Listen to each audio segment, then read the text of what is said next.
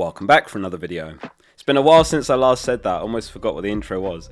Who are the best players to buy for Gameweek 8 and beyond? Let's take a look at all positions with FPL review projections included for added guidance. So goalkeepers first, and there's a few teams that have shown really strong underlying data. Arsenal have been the best for goals conceded, just 3 conceded, 56 shots conceded, also best in the league, as is 4.39 expected goals conceded. So that places Raya top of all the keepers for the next 5. Though it's potentially not as simple as that, is it? Because many of us are looking at other Arsenal combinations. We're only allowed 3 per team. Some are looking at Gyökeres, Saka, Gabriel, or Saka, Timber, Gabriel, etc. Another team that have stood out defensively is Newcastle. 5 clean sheets is more than any team. And as far as big chances conceded, shots conceded, and expected goals conceded, they're barely behind Arsenal. So honourable mention to them and Pope for 5.1 mil. The injuries are a little bit off-putting. Livramento is out for a while. Hall's picked up an injury as well, so they could end up a little bit stretched in the upcoming fixture run. Bournemouth are 3rd best for expected goals conceded, 6.34 for them. So that makes Petrovic the best cheap keeper for the long term.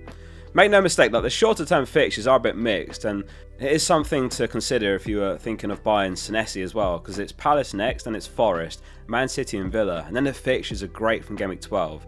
It's a bit different with keepers. You buy Petrovic and he's a potential season hold until your second wildcard, but someone like Senesi could potentially wait until a bit later. Burnley are rock bottom for expected goals conceded, and then it's Forest, West Ham and Man United. We can all see the fall off from Forest after Nuno's departure. In fact, they're one of only 3 teams yet to keep a clean sheet this season after 7 games. Last one to mention, what about Mamardashvili? He's 4.3 mil and he's on the table given that Alisson's injured. How long is Alisson out for though? Well, Slot said the following: it's clear that he's not there on Saturday. This was before last game week, and he said clearly he's not going to play for Brazil, and I'd be surprised if he'd be there for the first game after the international break, but from there on things can go faster or a bit slower. So if we estimate end of October, or let's say even the first week of November to be very generous, then that's potentially only 3 more games that Mamardashvili gets. Perhaps there's an outside chance that he keeps a spot if he literally keeps a clean sheet every game. It's Man United, Brentford, Villa and Man City, so it's not the best fixture on, and I'd avoid him honestly. It's potentially a dead spot on your team in 4 games. If you play draft, then I suppose you could waver him in for some of the upcoming fixtures, or FPL Challenge I suppose. Let's have a look at all the best defenders next then. For Gameweek 8, it's a very interesting looking table. I don't think we've ever had as many as 3 4 mil defenders. We've got, well, Alderete and Rodon, they're actually 4.1 mil now, but you get the point. And it does really underline the importance of defensive contributions this season. It's a perfect storm as well, because last season, Bednarek was the 2nd top player for defensive contributions after Tarkowski. Obviously the weaker teams have to defend more, but the promoted teams are also significantly stronger than the 3 that came up last season, which has given us some truly ridiculous value in the 4 mil defenders. Like honestly, it's kind of had the same knock-on effect with, you know, the mid-table teams, the 4.5 mil defenders. But yeah, Alderete, Mukiele and Rodon all on the table this week. So Sunderland have got Wolves home and Rodon's got Burnley away. Only Senesi's got more DEFCONs per 90 this season, with 12.6 than Mukiele. Alderete's got 9.98 per 90, Rodon 8.86. We've added DEFCONs per 90, DEFCON success rate, and total DEFCONs to the Focal app. That's on the statistics page for free. Or if you want to become a member, it's like 58p a week, and you get the curated tables built by me, plus all the other benefits. Link below to get the app or FPL page in your browser. So it's Gabriel that tops the defenders table this week, 4.7 points for him. Last season he averaged 5.68 DEFCONs per match, which is pretty poor. This season he's averaging 9.43, so that's a big jump. But of course Arsenal have already faced Man United, Liverpool, Man City and Newcastle, so that could be a factor. In this upcoming run I wouldn't count on the DEFCONs, but if you get any then that'd be a nice bonus. Man City started the season with 2 losses in their first 3. And then since Vardy's returned to the team, they've actually won 3 and drawn 1 in 4 games, so undefeated. They're home to Everton next, and he's 2nd on the table. Though City's next 5 are a little bit rougher now. After that, it's Villa, Bournemouth, Liverpool and Newcastle following the Everton game. Munoz and Timber are one of the few defenders throwing their names in the mix as DEFCON alternatives. They're unlikely to get those DEFCON returns, but incredible for potential attacking returns. And Timber, of course, is quite literally the top scoring defender with 48 points. Munoz is on 36 points as well. He's done really well. The rest of the top 10 defenders is all centre-backs, besides Livramento actually, who's of course injured. So yeah, going back to Bournemouth then. Now, it actually might not be the best time to buy Senesi, as great as he's been. The next two are okay, like it's Palace away, Forest home, but then it's City away and Villa away. It's Game Week 12 where the fixture swing is unbelievable. They've got West Ham, Sunderland and Everton in a row after that.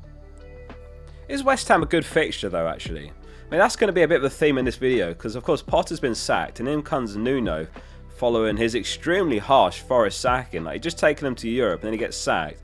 We all know what he's about. He's going to shore them up defensively, and he really couldn't have come in at a better time. Like, everything's teed up for him perfectly. He's going to get all the praises if they potentially start to get results now, and the fixtures are great, while Marinakis could face a lot of criticism for the sacking at the same time, with Forest's terrible form right now. West Ham's run is Brentford home, Leeds away, Newcastle home, Burnley home and Bournemouth away. Diouf's already got 4 assists in 7 games for only 4.4 mil. No defender's got more assists than him. Or of course there's the centre-backs as well for the same price, 4.4 mil if you'd rather chase the Defcons. Mavropanos is averaging 11 DCs per 90, which is extremely good. Last season he hit the threshold in 8 games. It's a shame that Chelsea's defender situation is riddled with issues, because they've got an amazing run of games as well. They've got Forest, then Sunderland, Spurs, Wolves and Burnley. That's their next 5. But no Chelsea defender has started every game this season already. That said, if I was picking mine, Chalobah and Cucurella are the standouts. Okay, so midfielders next, and we were saying earlier that some of us have tripled up on Arsenal already, while some have got the room for Saka, who looks like an incredible pick right now. He's looking like he's on pens after taking the last one, and he's exactly 10% owned right now. Great fixtures combined with low ownership, so you could really fly up the ranks if he does kick on and stays injury free now. We know what he can do, like he scored over 200 points twice in the last 3 seasons. Last season was the exception of course, where he had some big injuries. The algorithm isn't concerned by Enzo pulling out of international duty with a potential knee inflammation. He sits 3rd on the table with exactly 5 points. Really high potential to be on pens for a bit until Palmer's back next month. But penalty aside, looking at his non-penalty expected goal involvement, he's on 3.47, which is top of all midfielders in the league, and he's 3rd overall behind Haaland and Mateta.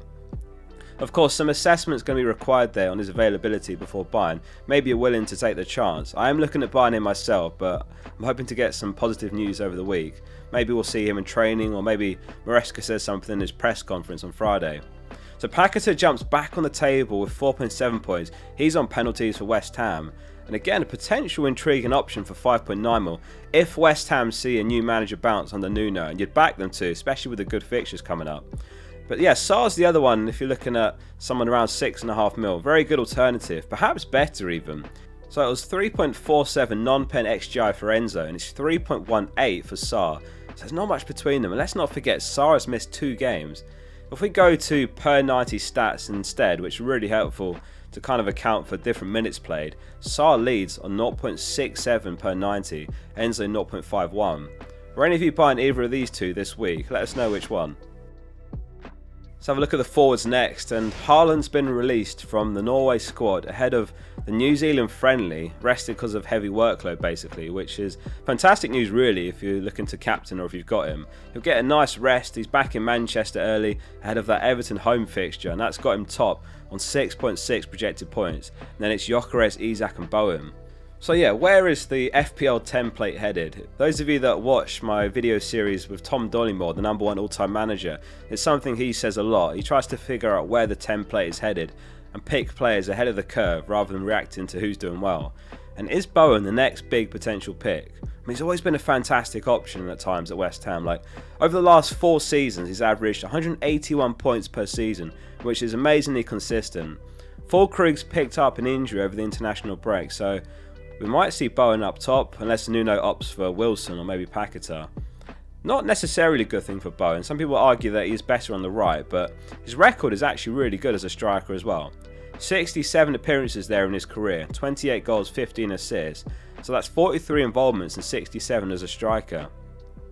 However, if you've got Haaland, Gyökeres, João Pedro as your front 3, which is quite a template right now, then I still think that could require some more patience, because Gyökeres and João Pedro still have great fixtures to come, and selling either for Bowen is potentially not an upgrade. Calvert-Lewin's name has been popping up a bit. He has generated some really good numbers playing up top for Leeds, but it's just not translated to points so far, really. I can't bring myself to consider DCL, but 5.5 mil is really cheap, and it is a very limited striker pool when you're looking at those super cheap ones. It's pretty much just DCL and Foster. Thanks very much for watching. Let us know in the comments who you're buying, who you're selling this week. And if this was a helpful video, do hit like and make sure you subscribe. I'll be back with more content. Loads more coming this week. My bench boost is active as well. See you soon for the next one.